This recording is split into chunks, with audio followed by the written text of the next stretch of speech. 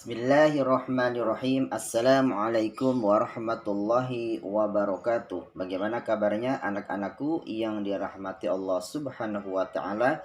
Mudah-mudahan kalian dan keluarga senantiasa berada dalam lindungan Allah Subhanahu wa taala. Amin ya rabbal alamin. Ya, baiklah anak-anakku yang soleh dan solehah, kita bertemu kembali di mata pelajaran tematik kelas 3. Kita masih membahas yaitu tema 1 tentang pertumbuhan dan perkembangan makhluk hidup.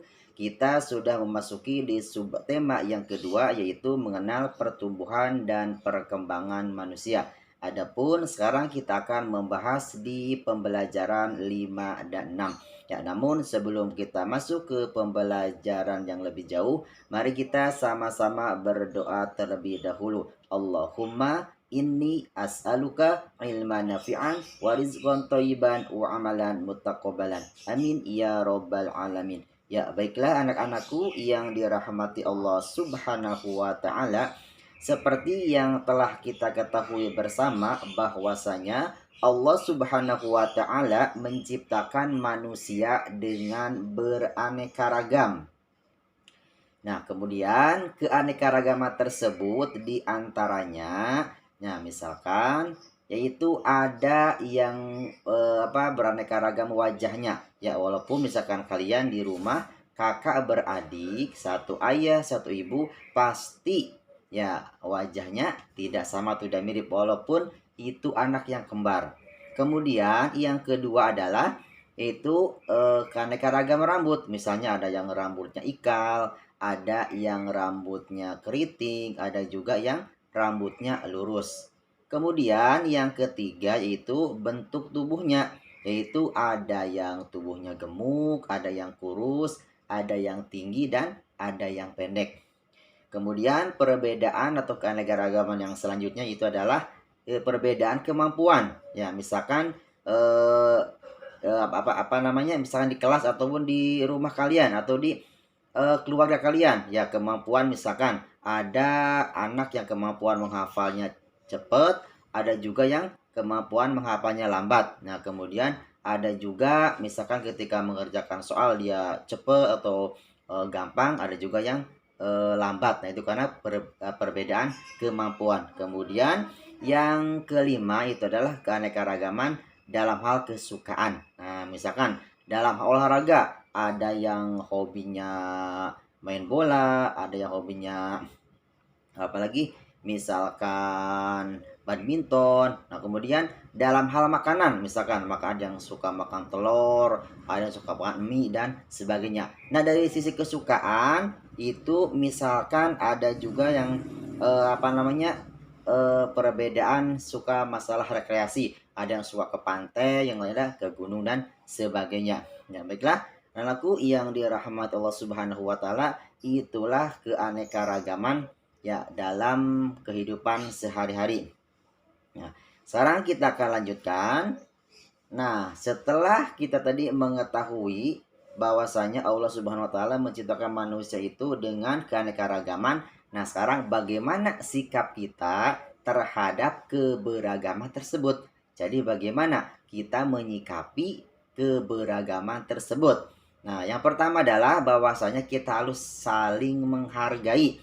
Ya, harus saling menghargai. Jadi jangan saling mengejek. Misalkan ada anak yang kulitnya hitam, kita panggil si hitam. Atau ada juga teman kita yang postur tubuhnya pendek, kita panggil pendek. Nggak boleh, itu saling menghargai. Kemudian yang kedua yaitu harus saling membantu. Seperti apa saling membantu itu? Misalkan ketika ada teman kita yang postur tubuhnya itu pendek, mau mengambil sesuatu yang di tempat yang tinggi, maka kita harus saling membantu mengambilkan. Nah, kemudian yang ketiga yaitu harus saling menghibur. Ya, jadi saling menghibur, jangan mengejek ataupun membulinya. Misalkan ada teman kita yang seperti tadi yang postur tubuhnya pendek, kemudian kita malah menghinanya atau mengejeknya. Nah, jangan. Nah, apabila kita mengejek atau misalkan kita membulinya, berarti kita telah mengejek ciptaan Allah Subhanahu wa taala. Kemudian yang keempat yaitu harus bekerja sama. Ya, seperti tadi, contohnya misalnya teman kita membutuhkan bantuan kita. Ya, ketika dia misalkan eh, membawa barang bawaan yang sangat banyak. Nah, kita melihat, maka kita membantunya dengan membawakannya. Kemudian yang selanjutnya yaitu saling menyayangi. Yang seperti tadi, ya jangan mengejeknya atau membulinya. Dan yang terakhir adalah saling melengkapi. Seperti tadi, misalkan saling melengkapi itu apa namanya, yang pendek membutuhkan yang tinggi, yang kurus membutuhkan yang gemuk, atau sebaliknya, yang gemuk memerlukan yang kurus ya, atau misalkan yang kurang pemahamannya memerlukan orang yang lebih paham atau lebih pintar dan sebagainya. Ya, itulah beberapa sikap ketika kita apa namanya menyikapi keberagaman. Ya, baiklah, anak-anakku yang dirahmati Allah Subhanahu wa taala, seperti yang telah disebutkan tadi bahwasanya keanekaragaman itu banyak sekali. Ya, salah satunya adalah itu tentang perbedaan atau keanekaragaman manusia dalam hal berekreasi. Misalkan ada satu keluarga yang suka rekreasinya kemana? Ke pantai, ada lagi ini ke kebun binatang, ini sukanya kemana? Sukanya ke gunung dan sebagainya. Nah, perlu kalian ketahui bahwasanya, nah seperti ini, apakah kalian biasa berekreasi bersama keluarga? Nah, selain makan, rekreasi juga merupakan kebutuhan manusia. Mengapa? Ya, dengan rekreasi pikiran menjadi lebih segar atau lebih fresh. Rekreasi memupuk kebersamaan bersama keluarga atau teman. Antar anggota keluarga bisa menjadi lebih akrab ya, misalkan karena sering rekreasi ini lebih akrab. Ya, kemudian selanjutnya secara tidak langsung rekreasi mempengaruhi pertumbuhan dan perkembangan manusia. Nah, kemudian ada banyak tempat rekreasi di sekitar kita. Misalnya ada kebun binatang, pantai, pegunungan, museum, atau tempat lainnya. Semua tempat wisata tersebut sangat menarik. Di manakah kalian biasa berekreasi? Nah, coba kira-kira di manakah kalian biasa berekreasi nih? Nah, setiap tempat wisata memiliki ciri khas tersendiri. Jadi, setiap tempat wisata memiliki ciri khasnya masing-masing. Ya, tidak semua wisata sama, tapi ada perbedaan atau memiliki ciri khas tersendiri. Nah, di tempat wisata biasanya dijumpai penjual makanan ataupun souvenir. Nah, kemudian apakah kalian biasa membelinya? Nah, perhatikan di sini bahwasanya ketika kalian mengunjungi suatu tempat wisata pasti ada penjual. Ya, ada yang menjual apa jajanan, misalkan penjual asongan, ada juga yang menjual souvenir atau oleh-oleh ya dari tempat wisata tersebut. Nah, ketika kalian membelinya, ya membeli apa sesuatu di tempat wisata tersebut, nah di situ jadi transaksi. Transaksi namanya jual beli. Nah, transaksi jual misal kalian membeli souvenir atau membeli jajanan, misalkan ada yang penjual bakso, kemudian juga penjual es, di situ akan terjadi yang namanya transaksi jual beli. Nah, ketika transaksi jual beli itu bisa juga ada yang ribuan, kemudian puluhan ribu, bahkan ada juga yang ratus ribuan. Nah, kemudian kira-kira kalian pernah melakukan jual beli di tempat rekreasi? Ayo kira-kira siapa yang pernah melakukan jual beli di tempat rekreasi? Nah, sekarang ayo kita pelajari pengurangan bilangan ribuan. Ya, bagi anakku yang dirahmati Allah Subhanahu wa taala, sekarang kita akan mempelajari itu pengurangan tanpa meminjam. Perhatikan di sini Ustaz akan kasih contoh soal ya. Nih, di sini ada satu soal. Kakek Wayan memiliki peternakan ayam dan bebek. Jumlah seluruh ayam dan bebek adalah 3.568 ekor. Jika jumlah ayam 1.235, berapakah jumlah bebek? Ya, dapatkah kalian menjawab pertanyaan berikut? Insya Allah gampang ya. Nah, kita kan sama-sama bahas terlebih dahulu. Perhatikan, untuk menentukan banyak bebek pada peternakan kakek Wayan dapat digunakan pengurangan bilangan. Ya, di sini berarti 3.568 dikurangi 1.235. Kira-kira berapa hasilnya? Nah, di sini kita coba menggunakan cara bersusun panjang terlebih dahulu. Nah, 3.568 kita pecah dulu menjadi ada ribuan, ratusan, puluhan, dan satuan. Begitu juga dengan 1.235.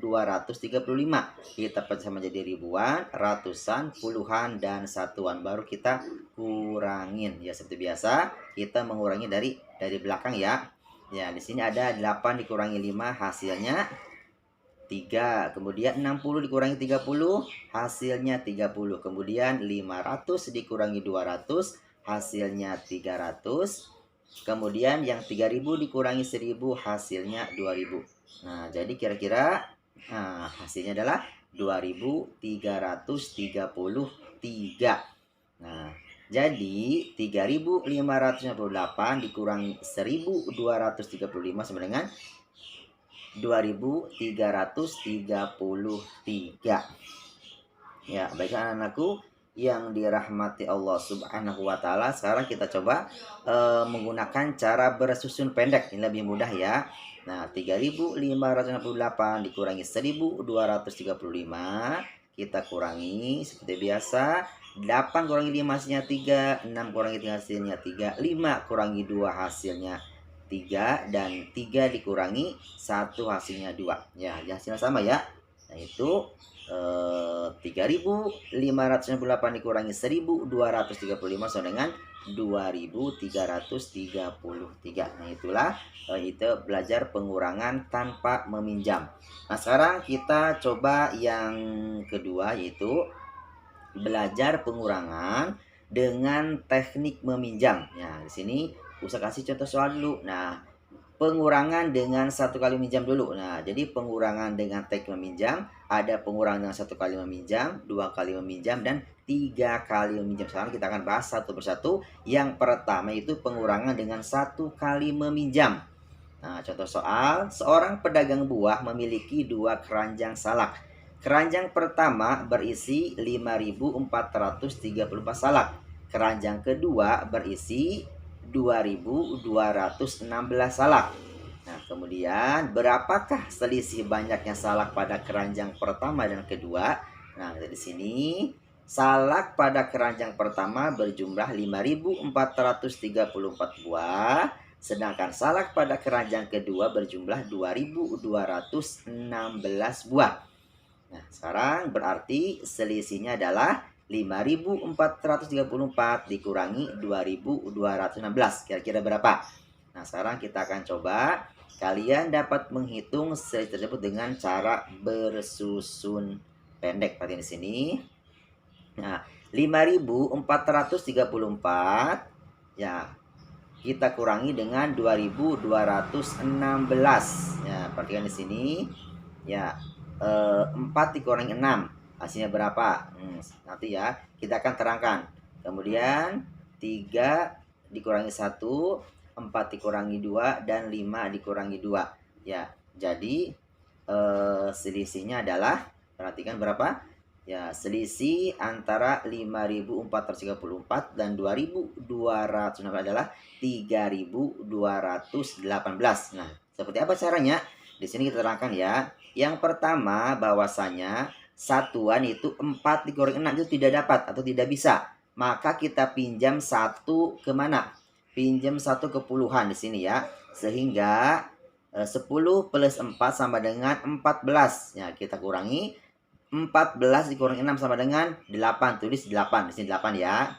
Nah, kemudian yang kedua yaitu yang puluhan. Ya, angka 3 sudah dipinjam 1, berarti tinggal 2.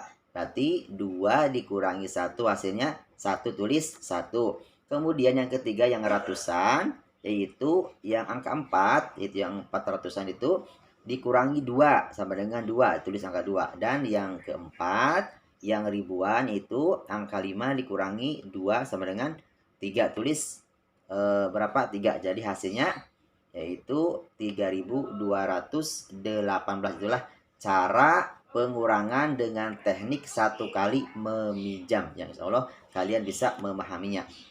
Ya, dengan anakku yang dirahmati Allah Subhanahu wa taala, sekarang kita masuk ke cara yang kedua, yaitu pengurangan dengan dua kali meminjam. Perhatikan di sini ada satu contoh soal. Ya, Paman Togar memiliki dua kolam ikan. Kemudian kolam pertama berisi 2.452 ikan, sedangkan kolam kedua berisi 1.264 ikan.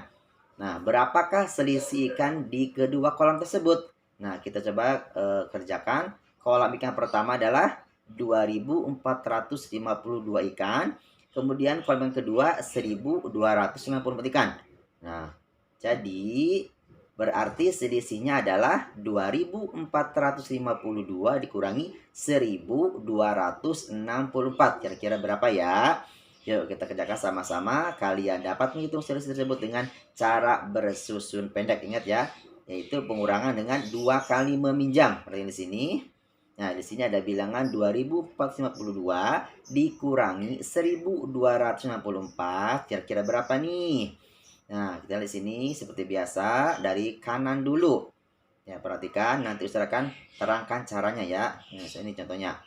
Nah, jadi selisihnya adalah yaitu jadi selisih banyak ikan di kedua kolam adalah 1.188.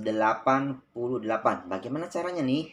Nah, sekarang kita akan coba terangkan satu persatu. Yang pertama kita mulai dari satuan dulu. Nah, di sini dari satuan itu ada 2 dikurangi 4 tidak bisa atau tidak dapat. Maka kita pinjam 1 kepuluhan. Sehingga menjadi 10 plus 2. Hasilnya 12. Berarti kita bisa nih 12 dikurangi 4 sama dengan 8. Kemudian yang puluhan tadi sudah dipinjam 1. Ya, yang angka 5 tuh puluhan pinjam 1 berarti tinggal 4. Nah, 4 dikurangi 6 tidak bisa. Nah, kita pinjam ke ratusan. Jadi, kita pinjam 1 ke ratusan 10 plus 4. 14. Nah, 14 dikurangi 6 sama dengan 8, tulis 8. Kemudian yang tadi ratusan, ya yang ketiga angka 4 dipinjam 1 atau yang ratusan, berarti tinggal 3. Ini bisa ya, 3 dikurangi 2 sama dengan 1, tulis 1.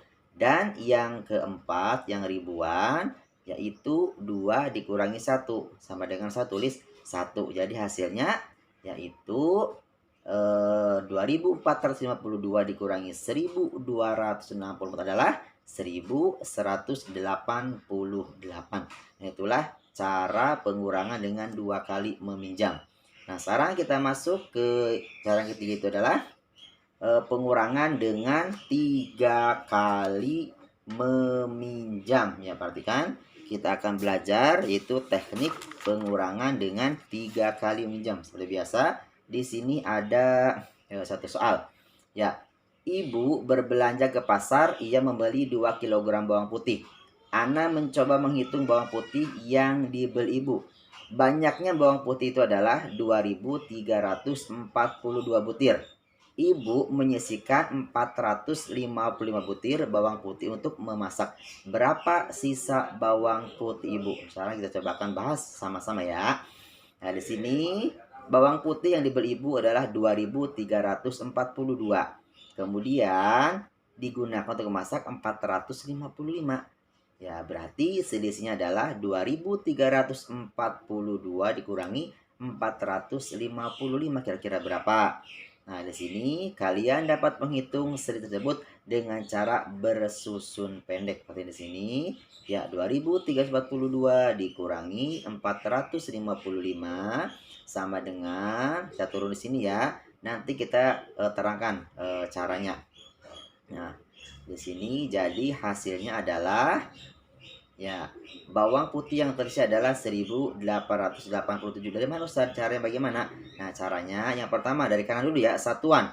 2 dikurangi 5 tidak dapat, tidak bisa. Pinjam 1 kepuluhan sehingga menjadi 10 plus 2 sama dengan 12. Berarti 12 kurangi 5 sama dengan 7, tulis 7. Kemudian kita beralih ke puluhan. Nah, angka 4 dipinjam 1 berarti tinggal 3. 3 dikurangi 5 tidak dapat, pinjam 1 ke ratusan, berarti 10 plus 3 sama dengan 13. 13 dikurangi 5 sama dengan 8, tulis 8. Yang ketiga kita masuk ke ratusan, angka 3 dipinjam 1 berarti tinggal 2. Nah, 2 dikurangi 4 tidak dapat, berarti pinjam ke ribuan. Ya, 10 plus 2 sama 12. 12 dikurangi 4 sama dengan 8, maka tulis 8. Nah, kemudian yang keempat yaitu ada ribuan. Ya, ribuan, angka 2 dipinjam 1. Berarti dengan 1. Ya, turunkan angka 1. Ya, tadi kan yang 2000 itu udah pinjam 1, berarti turun 1. Jadi hasilnya adalah 1887. Ya, bagaimana anak-anak? Gampang kan? Insya Allah gampang. Nah, kalau gampang, sekarang coba usahakan kasih tugas buat kalian. Nah, di sini ada tugas buat kalian. Kerjakan soal-soal pengurangan berikut dengan cara teknik 2 kali. Dengan cara teknik sekali, 2 kali, dan 3 kali meminjam. Nah, di sini nomor 1, ada nomor 2, nomor 3. Nah, silahkan ya kerjakan soal di atas dengan menggunakan cara bersusun pendek.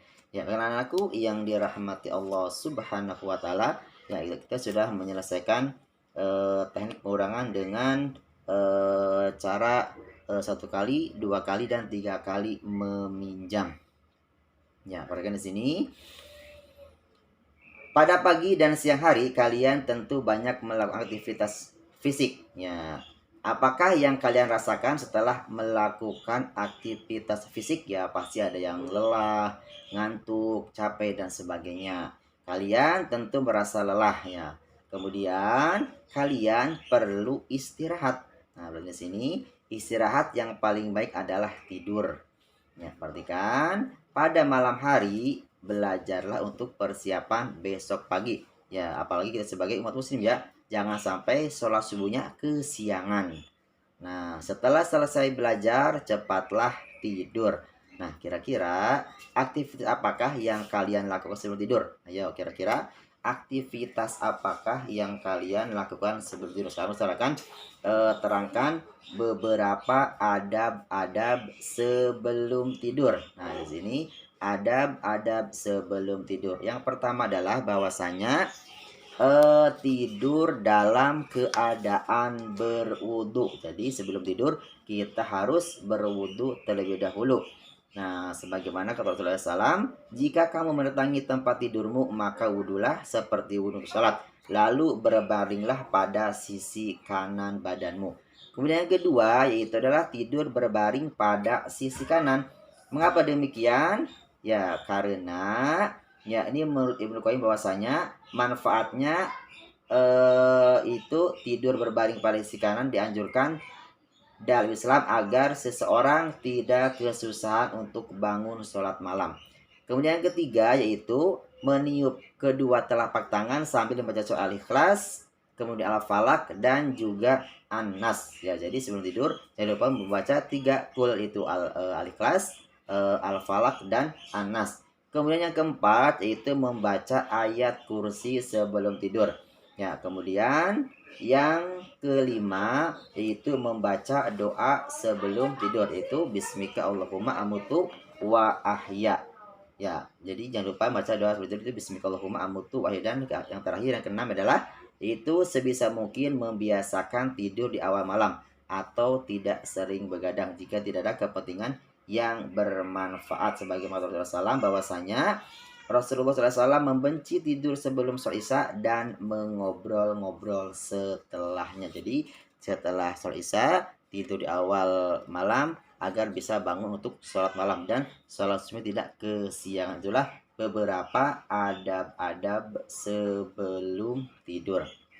Ya, dengan anakku yang dirahmati Allah Subhanahu wa taala, ya seperti yang kita ketahui bersama-sama, kita semua adalah makhluk yang lemah. Ya, kita harus selalu mohon pertolongan kepada Allah Subhanahu wa taala. Caranya dengan berdoa dan bersyukur. Ya, ingat karena doa adalah senjata yang paling ampuh buat umat muslim. Yaitu berdoa adalah memohon kepada Allah, ya, sedangkan bersyukur adalah berterima kasih kepada Allah Subhanahu wa taala. Nah, kira-kira apakah kalian sudah berdoa dan bersyukur pada hari ini? Nah, mudah-mudahan kalian juga sudah berdoa dan bersyukur ini, apalagi di tempat-tempat yang mustajab seperti antara azan dan iqomah, kemudian setelah waktu asar di hari Jumat, seperti yang malam terakhir itulah waktu-waktu yang mustajab untuk kita berdoa. Nah, sekarang waktunya kalian mengerjakan tugas. Di sini Ustaz akan berikan 2 tugas, silahkan dikerjakan. Yang pertama adalah, sudahkah kalian bersyukur atau berterima kasih kepada kedua orang tua kalian? Kemudian soal yang kedua, bagaimana cara bersyukur atau berterima kasih kalian kepada kedua orang tua kalian? Itulah tugasnya cuma 2 saja. Silahkan kalian kerjakan, ditulisnya di buku tulis kalian masing-masing, kemudian hasilnya diserahkan saja dengan difoto dan dikirimkan. Ya kan anakku yang dirahmati Allah Subhanahu wa taala, mungkin itu saja yang dapat disampaikan pada pertemuan kali ini. Ya, kurang lebihnya mohon maaf karena ada kekurangan kehilafan atau ada kata-kata yang kurang berkenan. Mudah-mudahan kalian dapat memahami apa yang telah tadi Ustadz sampaikan dan telah Ustadz terangkan pada kalian. Ya, sampai jumpa lagi. Ya, semoga bermanfaat. Sampai jumpa lagi di video pembelajaran selanjutnya. Mari kita sama-sama tutup pembelajaran ini dengan sama-sama baca doa kafaratul majelis. Subhanaka Allahumma wa bihamdika asyhadu an la ilaha illa anta astaghfiruka wa atubu ilaik. Barakallahu fikum. Wassalamualaikum warahmatullahi wabarakatuh.